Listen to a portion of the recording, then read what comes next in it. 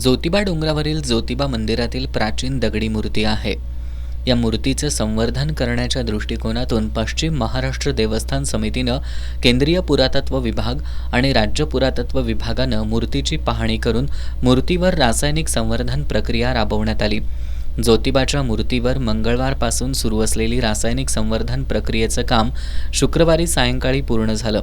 त्यानंतर आज शनिवारी सकाळी 7:05 शुभ मुहूर्तावर श्रींचे मुख्य पुजाऱ्यांच्या हस्ते मूर्तीची प्राणप्रतिष्ठापना झाली. त्यानंतर परमाब्धिकार परमात्मराज महाराज, जिल्हाधिकारी अमोल येडगे यांच्या उपस्थितीत मूळ मूर्तीचं दर्शन भाविकांसाठी खुलं करण्यात आलं. यावेळी देवस्थान समितीचे सचिव शिवराज नायकवडे, केदारलिंग देवस्थानचे प्रभारी धैर्यशील तिवले उपस्थित होते. यावेळी आरती, मंत्रपठण, पुष्पवृष्टी करून शंख घंटानाद करण्यात आला.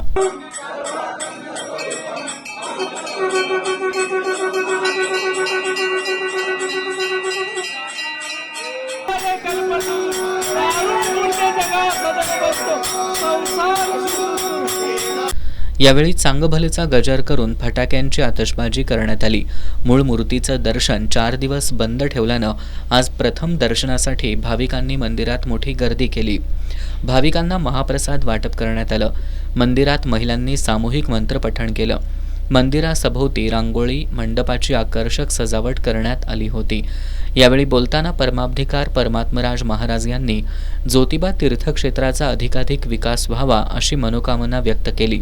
जिल्हाधिकारी अमोल येडगे यांनी रासायनिक मूर्ती संवर्धनाच्या कामाबाबत समाधान व्यक्त केलं.